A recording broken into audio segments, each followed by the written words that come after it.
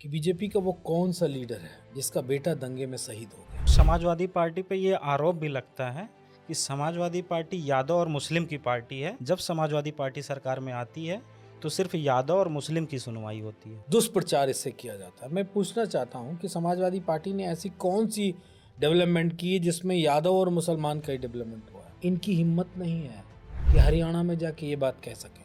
इनकी हिम्मत नहीं है कि ये मध्य प्रदेश में और राजस्थान में जाके ये बात कह सके। मध्य प्रदेश में कौन सा मुख्यमंत्री है? जिस यादव कम्युनिटी पे आरोप लगाते हैं वही यादव वहाँ पे बैठा मुख्यमंत्री रखा बनाया है। मोहन यादव जी को। बिहार में अभी हाल फिलहाल कई कैबिनेट मंत्री हैं यादव, बीजेपी की ही कैबिनेट में, सरकार में, और कई नेताओं को राज्यपाल बना दिया। आजकल कुछ लोग यादव को यदमुल्ला कहते हैं। घटिया लोग ऐसी बात कर सकते हैं। कहते कि ये 10 उदाहरण प्रस्तुत कर दूं। कई बीजेपी के प्रवक्ता जो हैं दिल्ली वाले, उनको मैंने उदाहरण दे दिया तो बेचारे वो बुखार हो गया, उनको बहुत तकलीफ में रहे वो तो। लेकिन सर, बिहार और बंगाल इलेक्शन में भाजपा की जीत का क्या रीजन लगता है आपको? वहाँ भाजपा बेईमानी। जीती कैसे? बेईमानी। बेईमान कल वो थे, बेईमान आज वो हैं, और भविष्य में जब जब सत्ता में आएंगे तब बीजेपी आरएसएस के लोग बेईमानी करेंगे। भाजपा वाले बहुत ताकतवर हैं। वो भगवान का घर बनवाते हैं, भगवान को गाड़ी दिलाते हैं। वो सब उल्टी गंगा है, वहाँ सब उल्टा। उन्होंने 2020 में अपनी नेशनल एजुकेशन पॉलिसी भी लाई थी। आरएसएस का कोर्स उसमें पढ़ाने के लिए लेके आए। आरएसएस के दागदार इतिहास को पढ़ाना चाहते हैं। सर, अगर बीजेपी के लोग धर्म की राजनीति कर रहे हैं, आप लोग भी एक नारा लेके आए पीडीए, आप लोग भी जाति की राजनीति पे आ गए। वर्ग की राजनीति कर, वर्ग तो हो सकते हैं ना, जाति भी सत्य है, वर्ग भी सत्य है, और वर्ग की बात करना मुझे नहीं लगता है कि गलत है। बीजेपी सदैव धर्म की बात करती आई है। जब से इनका हुआ हिंदुत्व की बात, धर्म की बात, उनके लिए कभी रोटी मुद्दा नहीं रहा। समाजवादी पार्टी जो वैचारिकी के साथ लड़ रही है, उसका सिर्फ एक ही मकसद, एक ही मतलब है कि इस देश से भेदभाव मटे। ओम प्रकाश राजभर जी कह रहे थे ये जो पीडीए का नारा है ये मैंने दिया था। तो उत्तर प्रदेश भी उन्हीं की वजह से है। उत्तर प्रदेश के मुख्यमंत्री योगी आदित्यनाथ जी जो हैं बिस्टा, वो भी उन्हीं की वजह से है। अगर वो ना होते तो योगी आदित्यनाथ बिष्ट जी मुख्यमंत्री न बनते। इसलिए इस तरह के आरोप लगाए गए। समाजवादी लोग गुंडे नहीं होते हैं। लेकिन अगर बीजेपी के लोग कहते हैं तो साहस मेरे जैसा समाजवादी पार्टी का कार्यकर्ता, नेता ये बात स्वीकार करता है। और मैं फिर स्वीकार करके कहता हूं, अगर तुम ये समझते हो कि हम गुंडे हैं तो हाँ, हम गुंडे हैं। लेकिन हम गुंडे इस बात के हैं कि अगर तुम दलित पिछड़ों पे अत्याचार करोगे, उनको अन्याय उन पे करोगे, उन पे उनके हक अधिकार छीनोगे, तो हम लड़ेंगे। तुमको गुंडा कहना है, कहो, कोई फर्क नहीं पड़ता। सर, बहुत बहुत स्वागत है आपका। बहुत आभार, धन्यवाद आपका। सर, देश में बहुत सारी विचारधारा वाली पार्टियां हैं, लेकिन आपने समाजवादी पार्टी को ही क्यों चूज किया? लेकिन निश्चित तौर पे भारत तमाम सारी ऐसी भिन्न भिन्न भाषाओं का, रहन सहन का, खान पान का देश है जी। और तमाम सारी वैचारिकी भी है, तमाम जातियां हैं, धर्म है, सब कुछ है।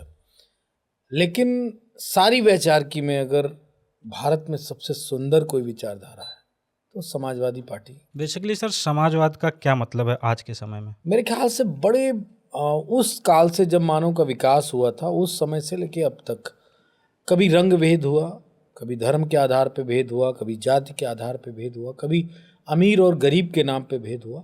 उसी भेदभाव को मिटाने का जो मूल कोई कारण, कोई कारक, कोई उपाय है जी। तो वो समाजवाद है।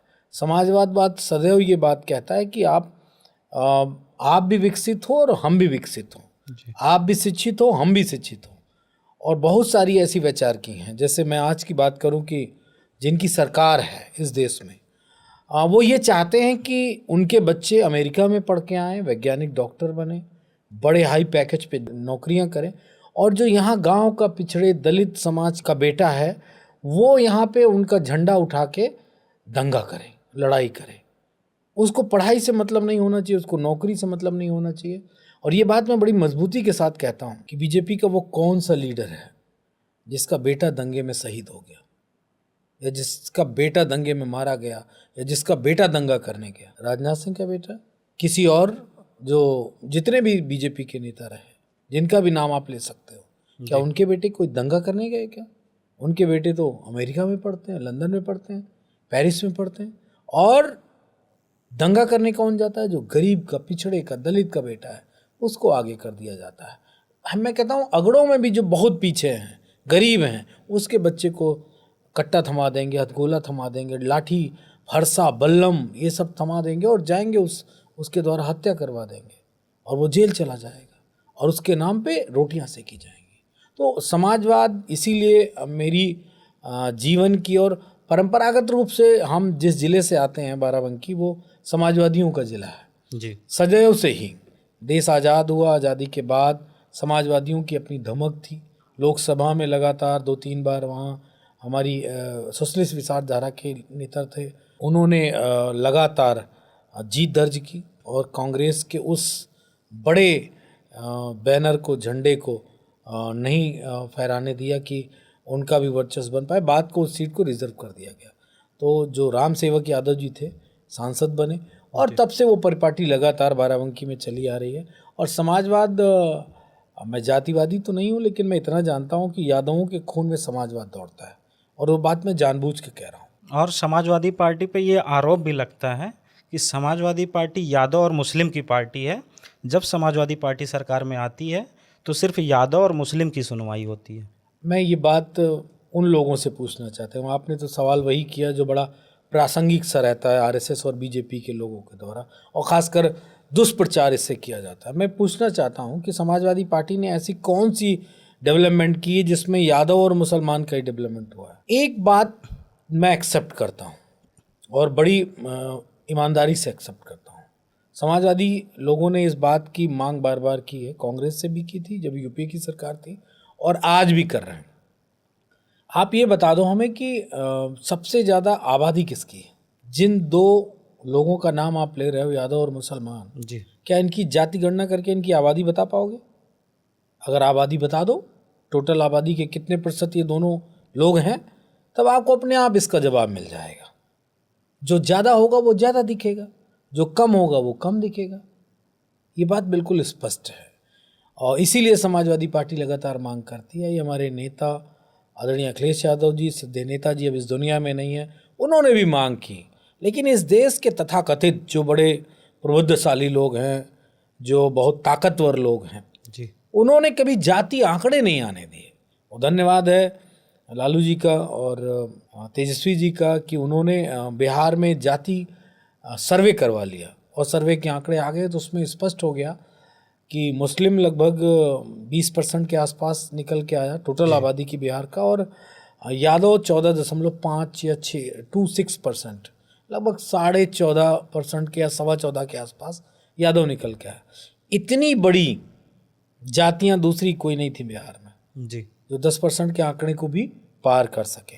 तो यादव मुसलमान पे जो ये आरोप लगाया जाता है, ये बड़ा आरएसएस का बड़ा चहेता सवाल है। ये उत्तर प्रदेश और बिहार में ये इस तरह बोलते हैं। इनकी हिम्मत नहीं है कि हरियाणा में जाके ये बात कह सकें, इनकी हिम्मत नहीं है कि ये मध्य प्रदेश में और राजस्थान में जाके ये बात कह सके, इनकी हिम्मत नहीं है। कह के देखिए, मध्य प्रदेश में कौन सा मुख्यमंत्री है बीजेपी का? जिस यादव कम्युनिटी पे आरोप लगाते हैं वही यादव वहाँ पे बैठा मुख्यमंत्री बना रखा। है मोहन यादव जी को। बिहार में अभी हाल फिलहाल कई कैबिनेट मंत्री हैं यादव, बीजेपी की ही कैबिनेट में, सरकार में, और कई नेताओं को राज्यपाल बना दिया, कई इनकी वहाँ पे मिनिस्टर बने बैठे हैं, सेंट्रल में बने बैठे हैं यादव। तो ये सिर्फ बीजेपी का चॉइस वाइज सवाल है, जी, चॉइस वाला, कि उत्तर प्रदेश और बिहार की राजनीति में हम ये कह देंगे कि यादव को ही सब कुछ मिल जाता है। जी। दरअसल में ये यादवों से डरते बहुत हैं। जो संघी मानसिकता के लोग हैं यादवों से बहुत डरते हैं। क्योंकि इनके एक मंत्री हैं ओम प्रकाश राजभर, उन्होंने कहा था यादव मारता ज़्यादा है गिनता कम है, ऐसे कुछ बयान दिया था। मैं उस बयान का समर्थक नहीं हूँ, लेकिन वे जानते हैं कि अगर यादव लगातार संघर्ष करता है, अन्याय के खिलाफ लड़ता है, और अगर उनको कोई डिफीट कर सकता है तो यादव कम्युनिटी डिफीट कर सकती है। इसीलिए यादवों को बदनाम करते हैं, खासकर उत्तर प्रदेश और बिहार में। आजकल कुछ लोग यादव को यदमुल्ला कहते हैं, इस पर आप क्या कहना चाहेंगे? ये घटिया लोग ऐसी बात कर सकते हैं। मैं जातिवादी व्यक्ति नहीं हूँ, पिछड़े वर्ग में मैं पैदा हुआ, जाति से मैं भी यादव हूँ, लेकिन मैं किसी व्यक्ति को अपमानित नहीं कर सकता। अगर कोई ठाकुर है तो उसको ठाकुर कहा जाएगा, कोई ब्राह्मण है तो उसको ब्राह्मण कहा जाएगा, कोई अगर अपर क्लास में और किसी जाति का है तो उसको वो कहा जाएगा। जैसे यदुमुल्ला कहा जाता है, मैं अभी कुछ किसी के लिए कुछ भी कह सकता हूँ, वो कंट्रोवर्सी हो जाएगी। मेरे लिए ये शब्द जोड़ना बड़ा आसान है। मैं तो कहते कहते कि ये 10 उदाहरण प्रस्तुत कर दूं। कई बीजेपी के प्रवक्ता जो हैं दिल्ली वाले, उनको मैंने उदाहरण दे दिया तो बेचारे वो बुखार हो गया उनको, बहुत तकलीफ में रहे वो तो। मुझे पा नहीं गए ने गोली मरवा देते हो मुझे, इस तरह की बातें। वो कौन से प्रवक्ता थे सर? बहुत सारे हैं बीजेपी के, जितने भी दिल्ली वाले प्रवक्ता हैं सब जानते हैं, सबको मैंने उदाहरण दे दिया। और जब दे दिया उदाहरण तो बड़ी तकलीफ हो गई, इतना तकलीफ हो गई कि विचलन हो गया। वैसे छनछना रहे थे जैसे गर्म तावे पे ठंडा पानी डाल दो तो जैसे छन छन छन छन करता है, वैसे ही छनछनाते हैं। लेकिन मैं इतना जानता हूँ कि जैसे वो शब्द हमारी जाति के लिए यदुमल्ला शब्द इस्तेमाल अगर किए तो मैं जानता हूँ कि उनके संस्कार अच्छे नहीं हैं, वो लोग अच्छे संस्कार वाले लोग नहीं हैं। और मैं तो उनके माँ बाप को भी उसी में लेके आता हूँ कि उनके माँ बाप ने उनको अच्छे संस्कार नहीं दिए, कि किसी कास्ट को इस तरह आप नहीं कह सकते हैं। अब जैसे मैं बात करूं कि असम में अभी इनके मुख्यमंत्री का बयान आया, शर्मा, हाँ, वो तो ब्राह्मण है ना, उन्होंने क्या कहा कि गाय का मांस खाओ लेकिन बंद कमरे में खाओ, खुले में मत खाओ। वहीं उनके एक और मंत्री हैं किरण रिजिजू, उन्होंने कहा कि मैं तो गाय का मांस खाता हूं, मैं खाऊंगा, देखते हैं मुझे कौन रोक लेगा। क्या कहूं, गाय माता का हत्यारा कहूं बीजेपी के मुख्यमंत्री को, या उस किरण रिजिजू को भी इसी तरह की बात कहूं जो कैबिनेट के मंत्री बने बैठे हैं कि ये तो हमारी गांव माता के हत्यारे हैं। लेकिन बीजेपी का मुखौटा है, बीजेपी का एक चेहरा ये है, जब वो मुखौटा उतारोगे तो बड़ा गंदा और घिनौना चेहरा दिखेगा, तो इसीलिए बीजेपी इस तरह का नैरेटिव सेट कर। और अभी एक तो था बिहार, पश्चिम बंगाल का चुनाव था जी, तो बचपन में हम लोग कहावत एक कहते थे, गांव में बड़ा चलता था, डम डम डिगा डिगा। उसके आगे की लाइन नहीं गाऊंगा, किसी एक जाति का नाम है, लेकिन मैंने बिहार में देखा डम डम डिगा डिगा, लड़के बीजेपी के लगाए गोल टीका, खाए मुर्गा मच्छी अंडा। ऐसे लोग हैं जो डम डम डिगा डिगा, लड़का बीजेपी का। आप तो चेहरा जानते होंगे, एक दोनों सांसद हैं, और दोनों सांसद और शायद एक मिनिस्टर भी हैं, वो सब बढ़िया मछली मंगलवार को कलावा बांध के टीका लगा के मछली खा रहे थे। तो ये बीजेपी दोहरे चरित्र की राजनीतिक दल है, और दोहरे चरित्र वाले लोग ऐसे ही होते हैं। अब मैं तो ऐसे शब्द भी नहीं इस्तेमाल करना चाहता हूँ, लेकिन अब क्या करें, जिसके जैसे कर्म वैसे उसके लिए वाणी का इस्तेमाल सामने वाला करता है। लेकिन सर बिहार और बंगाल इलेक्शन में भाजपा की जीत का क्या रीजन लगता है आपको? वहाँ भाजपा जीती कैसे? बेईमानी, और बेईमानी शब्द कह दें और मैं उसको डिस्क्राइब कर दूंगा, आसानी से कर दूंगा। देखिए, बीजेपी बड़ी सातिर दिमाग पार्टी है, वो एन के एन प्रकार साम दाम दंड भेद इस तरह के प्रपंचों को छल प्रपंच स्थापित करके चुनाव जीतती है। कोई भी राजनीतिक दल हो, उसको पहला शब्द हमेशा याद रखना पड़ेगा, समीकरण क्या है, उस सीट का, उस क्षेत्र का समीकरण क्या है। अगर उस समीकरण पे उतर आए और अपनी पार्टी के लीडर्स को मना लिया जी, तो चुनाव जीत जाएंगे, और उनकी हिम्मत नहीं कि चुनाव हरा पाए। बेईमान कल वो थे, बेईमान आज वो हैं, और भविष्य में जब जब सत्ता में आएंगे तब तब बीजेपी आरएसएस के लोग बेईमानी करेंगे। अगर एक शब्द में कहें कि बेईमानी और उनका चोली दामन का साथ है तो गलत नहीं है, चूँकि इस देश की महान जनता उनको और उनकी वैचारिकी को पसंद नहीं करती है। वो तो सांप्रदायिकरण, ध्रुवीकरण की राजनीति करते हैं, हिंदू मुसलमान, धर्म, ईश्वर, इन सारी भावनात्मक चीज़ों को लेकर आते हैं। क्या आप मुझे बीजेपी के कोई 3 एजेंडे बता सकते हैं जो भावनाओं से निहित ना हो, भावनाओं से इतर हों? भावनाओं से मतलब है भगवान, भावनाओं से धर्म, भावनाओं से, या कह सकते हैं अदृश्यमान चीज़ें। दृश्यमान चीज़ें बीजेपी के मुद्दे नहीं हैं। ऐसे कहेंगे पाकिस्तान, कौन देख रहा है पाकिस्तान को यहाँ से बैठ के? आप देख सकते हैं क्या पाकिस्तान में क्या खाया जा रहा है, कैसे रहा जा रहा है? ज़्यादा से ज़्यादा आप गूगल कर सकते हैं बस। तो फिर सर इसे ऐसा कह सकते हैं कि हमारे देश की जनता भी समझदार नहीं है फिर तो, अगर वो लोग धर्म की राजनीति कर रहे हैं फिर भी लोग वोट दे रहे हैं उनको। धर्म भावनाओं से निहित है, आस्था से निहित है। भगवान भावनाओं और आस्था से निहित है। हम वो स्ट्रीम पे लेके जाते हैं जी। कैसे लेके जाते हैं, कैसे मूर्ख बनाते हैं।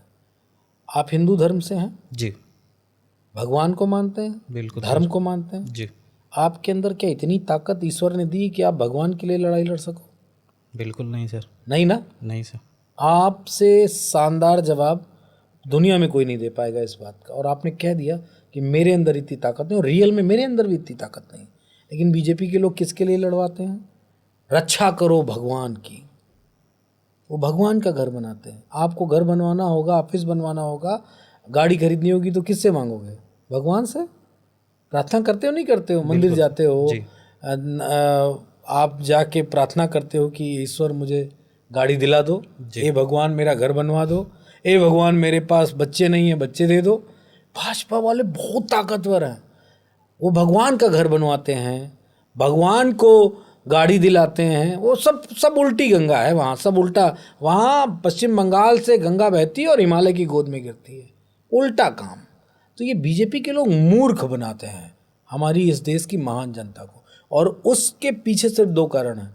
वो भावनात्मक चीज़ों को आगे रखते हैं, उनके पास आर्थिक स्ट्रक्चर नहीं है। हाँ, आर्थिक स्ट्रक्चर जो है वो पूंजीपतियों के लिए है, हमारे आपके लिए, आम जनता के लिए नहीं है कि आप मजबूत हो जाओ, आप ताकतवर हो जाओ। अच्छा, एजुकेशन पे आप मैं वैसे तो आप मेरा पॉडकास्ट कर रहे हैं जी आपको सवाल पूछने का राइट है, लेकिन मैं एक सवाल पूरे पॉडकास्ट में सिर्फ आपसे पूछूंगा। जी बीजेपी एजुकेशन को लेके कितनी सिंसियर है? क्या आपको लगता है कि बीजेपी की सरकार पूरे देश में है, यानी कि सेंट्रल गवर्नमेंट है जी और लगभग 21-22 राज्यों में है? क्या मुझे किसी एक राज्य का उदाहरण बता सकते हैं जहां बीजेपी के सरकार बनाने से पहले या बनाने के बाद एजुकेशन मुद्दा रहा हो? कोई आप स्टेट बता दो। उन्होंने 2020 में अपनी नेशनल एजुकेशन पॉलिसी भी लाई थी। वो तो आरएसएस का कोर्स उसमें पढ़ाने के लिए लेके आए। आरएसएस के दागदार इतिहास को पढ़ाना चाहते हैं। मेरे बेटे जो हैं वो यहीं एक स्कूल में पढ़ते हैं, नाम नहीं लूँगा स्कूल का, जी बड़ा संभ्रांत स्कूल है लखनऊ का, बड़ा दुनिया में उसका नाम है। उसमें सावरकर की फ़ोटो क्लास 6 में छापी गई और सावरकर के बारे में कुछ नहीं लिखा था। यानी कि उसमें ना वीर लिखा था, ना सावरकर लिखा था, ना उनका कहीं नाम था, ना उनका कोई कंटेंट, ना कोई एग्जाम्पल, कुछ नहीं था। सिर्फ उनकी फ़ोटो छापी थी। अमूमन आदमी हो सकता है ध्यान ना दे, क्यूरियोसिटी में पूछ सकता है ये किसकी फ़ोटो है। जी तो बीजेपी आरएसएस का वो एजेंडा है कि बच्चा लोग जाने कि ये कौन है। क्यूरियोसिटी में बच्चा पूछ सकता है ना कि मैम ये किसकी फ़ोटो है, तो मैम धीरे से कह देंगी ये वीर सावरकर की फ़ोटो है। लेकिन लिखने की हिम्मत नहीं हुई। लिख देते वीर सावरकर का चैप्टर है और वीर सावरकर के, लिखेंगे क्या? माफ़ीनामा लिखेंगे या पेंशन लिखेंगे? अंग्रेज़ों से पेंशन लेते तो ये लिखेंगे, या जेल से निकलने के लिए माफ़ीनामा लिखेंगे, या जो अंग्रेज़ों के लिए काम किया था वो लिखेंगे? क्या लिखेंगे? है नहीं कुछ लिखने को। लेकिन टेस्टिंग था, वो टेस्टिंग था कि अभी क्यूरियोसिटी बढ़ाओ, पूछो, फिर अगले साल एक चैप्टर धीरे से या एग्जाम्पल के रूप में वीर सावरकर को प्रस्तुत कर देंगे। तो ये बीजेपी के लोग वो करते हैं। सर, अगर बीजेपी के लोग धर्म की राजनीति कर रहे हैं, आप लोग भी एक नारा लेके आए पीडीए, आप लोग भी जाति की राजनीति पे आ गए। 2017, 19, 22 अखिलेश यादव जी विकास की राजनीति करते थे और इनका नारा भी रहता था काम बोलता है। लेकिन सर 2024 में आप लोग पीडीए लेके आए और आप लोग जात की राजनीति करने लगे। समाजवादी विचारधारा कभी जाति की राजनीति नहीं करती। पीडीए का एक्चुअल मतलब क्या है सर? आपको वर्ग की राजनीति करती है। वर्ग तो हो सकते हैं ना, जाति भी सत्य है, वर्ग भी सत्य है जी। और वर्ग की बात करना मुझे नहीं लगता है कि गलत है। अगर आप वर्ग को 80 के दशक 70 के दशक से जोड़ेंगे तो सामाजिक न्याय की लड़ाई थी। अच्छा, लड़ाई किसके लिए लड़ी जाती है? या तो अमीरों के लिए, वैभव, सुख, संपदा, महल, तख्तोताज के लिए लड़ाई लड़ी जाती है, या तो भूख की लड़ाई लड़ी जाती है, हक अधिकार की, क्या कहते हैं वो, आदिवासियों के लिए जंगल की लड़ाई, सम्मान की लड़ाई, इसके लिए भी लड़ाई होती है। तो सामाजिक न्याय की लड़ाई समाजवादी पार्टी या समाजवादी विचारधारा लड़ती है। ये आज से नहीं है। वर्ग की लड़ाई, वर्ग के लिए इस देश ने दुनिया में तमाम सारी क्रांतियां हो गई। कभी कहीं फ्रांस की क्रांति हुई तो किसके लिए हुई थी? अगर उसके डीप में जाएंगे, आज तो इतना उस पर मुझे बात नहीं करनी, लेकिन एक ब्रेड के टुकड़े को लेके किसी को भूख लगी थी, उसने एक ब्रेड का टुकड़ा ले लिया और उसको कुछ लोगों ने मार दिया। ये ऐसी घटनाएं हुई।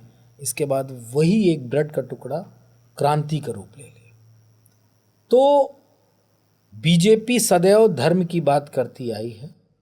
जब से इनका हुआ हिंदुत्व की बात, धर्म की बात, उनके लिए कभी रोटी मुद्दा नहीं रहा, कभी उनके लिए बेटी मुद्दा नहीं रहा, कभी एजुकेशन मुद्दा नहीं रहा। हाँ, जब धर्म के नाम पे लोगों को जुटा लेते हैं तो एक वर्ग जिसको पूंजीपति वर्ग कहते हैं, उनकी लड़ाई लड़ता है। समाजवादी पार्टी वर्गवाद की लड़ाई करती है, और इसलिए करती है जिसमें वर्ग में पिछड़ा भी है, दलित भी है, अल्पसंख्यक भी है, पीड़ित भी है, दुखी भी है, अपमानित और अत्याचार से ग्रसित भी है, आधी आबादी भी है, और उसमें आदिवासी भी है। इतने लोगों की लड़ाई करने वाले को मुझे नहीं लगता है कि किसी एक ब्लेम से उसको घेरने की कोशिश की जा सकती है। अन्यायपूर्ण बात है। समाजवादी पार्टी जो वैचारिकी के साथ लड़ रही है, उसका सिर्फ एक ही मकसद, एक ही मतलब है कि इस देश से भेदभाव मटे और जो पीछे हैं उनको आगे लाया जाए। और इसमें समाजवादी पार्टी और समाजवादी विचारधारा बहुत हद तक सफल भी हुई है। लेकिन मंडल आयोग की सिफारिशें हों, लागू हुई, या हायर एजुकेशन में 2007 में जिस तरीके से पिछड़े वर्ग के बच्चों को एजुकेशन में रिजर्वेशन मिला वो हो, मंडल आयोग की सिफारिशों के माध्यम से चाहे नौकरी में पिछड़ों को आरक्षण हो, चाहे आपको क्या कहते हैं पंचायत में आरक्षण हो, नगर निकाय में आरक्षण हो, महिलाओं का आरक्षण हो, सब की लड़ाई लड़ी। और वो सभी लोग आज मैं नहीं कह सकता 100% हो गया, लेकिन हाँ, जहाँ शून्य था वहाँ 30 तो दिखता है। सर, अभी आपने पीडीए के बारे में बात किया, तो ओम प्रकाश राजभर जी कह रहे थे ये जो पीडीए का नारा है ये मैंने दिया था। तो उत्तर प्रदेश भी उन्हीं की वजह से है। उत्तर प्रदेश के मुख्यमंत्री योगी आदित्यनाथ जी जो हैं बिष्ट, वो भी उन्हीं की वजह से हैं। अगर वो ना होते तो योगी आदित्यनाथ बिष्ट जी मुख्यमंत्री न बनते, प्रधानमंत्री मोदी जी प्रधानमंत्री न बनते, गृह मंत्री जी जो हैं वो गृह मंत्री न बनते, अमित शाह जी, राजनाथ सिंह जी रक्षा मंत्री न बन पाते। तो जो कुछ है वो सब ओम प्रकाश राजभर की वजह से। उन पे ज़्यादा टिप्पणी हम न करेंगे, हम करेंगे तो बात विवादित हो जाएगी। सीमा राजभर जी से आप ज़रूर बात करिएगा, वो उनका इतिहास, भूगोल, उनका साइकोलॉजी, जितना कुछ है वो सब अच्छे से बता देंगी, क्योंकि वो उनकी पार्टी में रही हैं, वो अच्छे से जानती हैं। उनके लिए सिर्फ मैं दुआ करता हूँ कि बीजेपी उनको किसी या कोई सन्यासी उनको मंदिर ना ले जाए, क्योंकि आजकल वो राजभर समाज की कम लड़ाई लड़ रहे हैं, मंदिर की ज़्यादा लड़ाई लड़ रहे हैं। सर, समाजवादी पार्टी पर एक और आरोप लगता है कि समाजवादी पार्टी जब आती है तो प्रदेश में गुंडाई स्टार्ट हो जाती है। कौन वाली गुंडाई, मैं ये जानना चाहता हूँ। योगी जी का एक स्टेटमेंट भी है, जिस गाड़ी में सपा का झंडा उसमें होगा कोई जाना पहचाना गुंडा। अब तो संवैधानिक सबसे सर्वोच्च पद पे बैठे ही लोग गुंडे। गुंडे की परिभाषा क्या है? मैं आपसे अगर पूछूं कि गुंडा किसको कहते हैं, कौन गुंडा है? जो क्राइम ज़्यादा कर रहा हो, जिस पे मुकदमा हो, जी, वही तो जी है गुंडा। जी। और मुकदमे भी कैसे? एक राजनीतिक मुकदमा होता है कि हमने सड़क पे बैठ के धरना दे दिया जी। कि हमारे गांव की सड़क खराब है, हमारे गांव में पानी की निकासी नहीं है, या हमारा बिजली का बिल ज़्यादा आ रहा है। इसको आप गुंडाई में तो नहीं शामिल कर सकते हैं। किसी नेता पे 10 मुकदमे इस तरह के आंदोलन के हों, जैसे हमारे यहाँ रविदास मल्होत्रा जी हैं, विधायक हैं मध्य क्षेत्र से, जिस एरिया में बैठे हम लोग इंटरव्यू कर रहे हैं, ये उनका क्षेत्र आता है जी। और उन पे बड़े मुकदमे हैं, सबसे ज़्यादा जेल गए, लेकिन उनको माफिया तो कोई नहीं कह सकता है। उनके माफियागिरी वाले नहीं है मुकदमे, धरना प्रदर्शन के मुकदमे हैं। अपनी ही सरकार में धरने पे बैठ जाते थे, डीएम के खिलाफ धरने पे बैठ जाते थे। अब ये तय करिए कि बीजेपी में या बीजेपी ने जो माफियाओं की लिस्ट जारी की है उसमें कौन लोग हैं, उनके कैसे कैसे मुकदमे हैं। अब आओ दूसरा, जो उत्तर प्रदेश के मुख्यमंत्री माननीय आदित्यनाथ बिष्ट जी हैं, इनके ऊपर कैसे कैसे मुकदमे थे।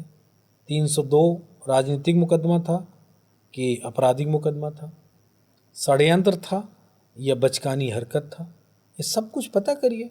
समाजवादी पार्टी को गुंडा इसलिए कहा जाता है, मैं इस बात का जवाब कई बार दे चुका हूँ। आप 0 मुकदमे वाले व्यक्ति हो, नॉन क्राइम आपका परिचय है, क्राइम से कोई लेना देना नहीं है, आप जाओ अपने क्षेत्र में, अपने क्षेत्र के पीडीए समाज के लोगों की हक और अधिकार की लड़ाई लड़ना शुरू कर दो। आपके ऊपर 1 दर्जन मुकदमे लगा दिए जाएंगे इस सरकार में, और उसमें कितने मुकदमे होंगे आप कल्पना नहीं कर सकते हो। क्या सर ये सभी सरकारों में होता है कि बस इसी सरकार में हो रहा है? ये इस सरकार की सबसे बड़ी बात है, गुंडा बनाने की। समाजवादी पार्टी पिछड़े, दलित, अल्पसंख्यक, गरीब, किसान, मजदूर, नौजवान, महिलाएं सबकी लड़ाई लड़ती है, और बीजेपी के लोग उसको गुंडा कहते हैं। इसके अलावा दूसरी कोई बात नहीं। और किस तरह बीजेपी के लोगों की भाषा है, कैसे मुख्यमंत्री जी धमकी देते हैं, कैसे सदन में बोलते हैं, कैसे क्या बोलते हैं, और इसके बाद उनकी गुंडागर्दी देखिए, वो तो सबको मालूम है। लेकिन मैं इतना जानता हूँ कि समाजवादी पार्टी पे आरोप लगाना आसान है। ये बीजेपी वालों से और बीजेपी की सरकार से मैं कह रहा हूँ, पूरे देश भर की जनता से कह रहा हूँ, समाजवादियों पे आरोप लगाना आसान है, उन आरोप को सिद्ध करना मुश्किल है। ठीक वैसे ही जैसे उत्तर प्रदेश के मुख्यमंत्री, आरएसएस और यहाँ की मीडिया ने कहा कि समाजवादी पार्टी की सरकार थी तो 86 में 56 एसडीएम यादव बन गए थे। अब पता नहीं वो रिजल्ट किस चूहे के बिल में घुस गया, आज तक दिखा ही नहीं। 9 साल 9.5 साल आदित्यनाथ विष्ट जी की सरकार रह ली, और उसमें वो रिजल्ट ना दिख रहा जिसमें 86 एसडीएम की पोस्ट निकली और 56 एसडीएम यादव बन गए हो। मैं कहता हूँ, चैलेंज के साथ कहता हूँ, मेरे नेता आदरणीय अखिलेश यादव जी ने क्या कहा सदन में, कहा कि आप वो रिजल्ट रखो सामने जिसमें 86 में 56 यादव हुए हों। अरे मैं कहता हूँ एक बार का छोड़ो, 5 साल में अगर समाजवादी पार्टी की सरकार में 5 साल में अगर 56 एसडीएम यादव हुए हों, तब बता दे। और ये भी एक परसेप्शन नैरेटिव है, परसेप्शन बनाने की कोशिश की गई कि कैसे, क्यों यादव को बदनाम नहीं करोगे। तो यादव सबका चाहने वाला था, खेत खलियान में काम करने वाला, नदी पोखर में काम करने वाले लोगों के साथ खड़े होने वाली कौम है। लोगों के साथ अन्याय होता है तो वो अपनी लाठी को लेके खड़ा हो जाता है और अन्याय नहीं होने देता है। इसलिए यादवों को बदनाम करो, इसलिए इस तरह के आरोप लगाए गए। समाजवादी लोग गुंडे नहीं होते हैं।